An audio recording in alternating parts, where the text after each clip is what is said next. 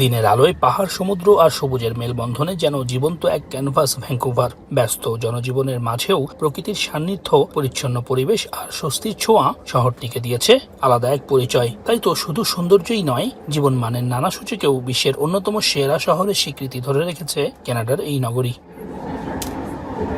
তবে পশ্চিমের শহর ভ্যাঙ্কুভার জায়গা ধরে রাখলেও পিছিয়ে পড়েছে টরন্টো। শীর্ষ 10-এ নেই কোটি মানুষের জীবন জীবিকার এই প্রাণকেন্দ্র। বিশ্লেষকদের মতে আবাসনের লাগামহীন মূল্য, বাড়ি ভাড়া বৃদ্ধি, স্বাস্থ্যসেবায় দীর্ঘ অপেক্ষা, যানজট এবং দ্রুত জনসংখ্যা বৃদ্ধির কারণে শহরটির বসবাসযোগ্যতার মানে চাপ তৈরি হয়েছে। যারা পরিবার নিয়ে আছেন তাদের জন্য খুব কষ্টদায়ক এখানে থাকার জন্য। $3,000 কামায়, কিন্তু তারা 3,000 থেকে বেশি তাদের খরচ হয়।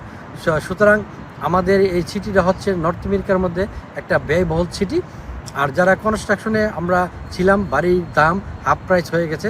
যে বাড়িগুলি আগে অনেক টাকা ছিল, এগুলি এখন, এবং বাড়ির কষ্ট এখন প্রায় 350 থেকে 450।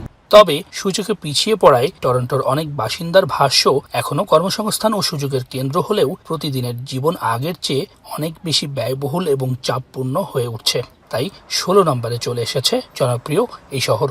গ্রোসারি থেকে শুরু করে সব কিছু এত পরিমাণ এক্সপেন্সিভ হয়ে গেছে, বাসা ভাড়া থেকে শুরু করে সব কিছু এত এক্সপেন্সিভ হয়ে গেছে, যেটা সাধারণ মানুষের হাতের নাগালের বাইরে।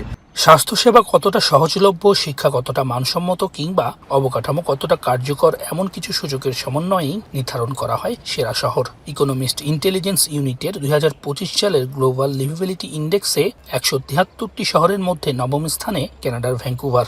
স্থিতিশীলতা, উন্নত স্বাস্থ্যসেবা, উচ্চমানের শিক্ষা, কার্যকর অবকাঠামো এবং সংস্কৃতি ও পরিবেশ, প্রায় সব সূচকেই এগিয়ে এই শহর।